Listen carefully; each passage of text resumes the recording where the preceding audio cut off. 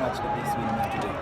Meant a lot. Look, ultimately it's another 3 points. There's no doubt, look, 3 points against Police are worth the same as 3 points against, a team at the bottom of the league. But I think the difference for today's game was it was a really tough football match. Police are a really good football team. And so to take points, any points off them, is always going to be incredibly difficult. It's not like they played badly and we won the game. I think both teams played a really good game of football. They caused us problems. We were really disappointed with the goal we conceded because in essence it's a typical Police goal. It's something we were preparing for and we just didn't quite get it right. But we came back, we showed that mental strength that the team have, fought back, scored from a well-worked set piece, and then really quite pleasing because I think you can see Police were maybe playing a more counter-attack game, yet the goal that's done it for us is a classic counter-attack goal. Gad, we spoke about it at half-time, we said to Gad, target those spaces. If you can get that ball out of your hands quickly with that sort of sidewinder kick, it'll create a chance for us. And he did it, he remembered, he got the ball in his hands. Bonnie, how many people in Boniface Amondi's situation try to shoot? But the calmness to roll it across to Benson, and look, when you put it in there, the chances are he's going to score. So overall we're really pleased, but everyone, even the subs that came on, it was a big performance. It needed it, because if we weren't at our best, we wouldn't have got the points today. But yeah, well done to both teams, and we're delighted to take another 3 points. Because Label has a potential asset just for you guys. You conceded first, and then you came back in the game, won the game with only 9 minutes left on the clock. Did you like the character you saw in your team today? I've liked the character I've seen in my team since pre-season. What you've noticed about Kogalo is we do things in quiet. Yeah, we don't talk a lot. You don't see a lot of us talking in the media. Even in pre-season, when maybe things weren't as smooth as they could have been, you didn't see guys talking all the time. For us, it was just about get on with the job, because it doesn't matter how much you talk in this game. It's for 95 minutes out on the grass, that's where you've got to do your talking. And so for me, I've never had any doubt about the character of my players from day one. And they've shown that again today.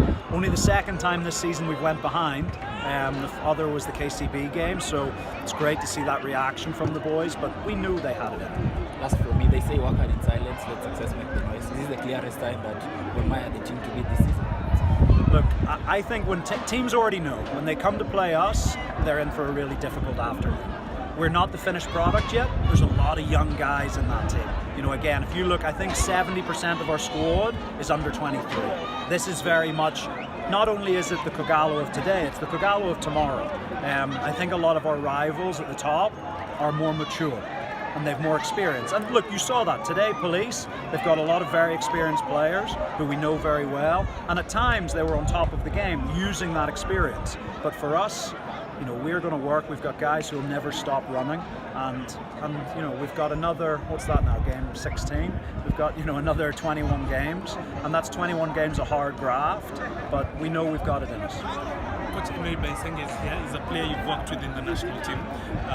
Clearly, he's already has some sort of understanding. The players looking at how they're saying and each other. How much of a boost is he to your squad coming into the second half of the season? One of the things we said as a club strategy was the players coming in the first phase, it had to be players who would slot straight into the system.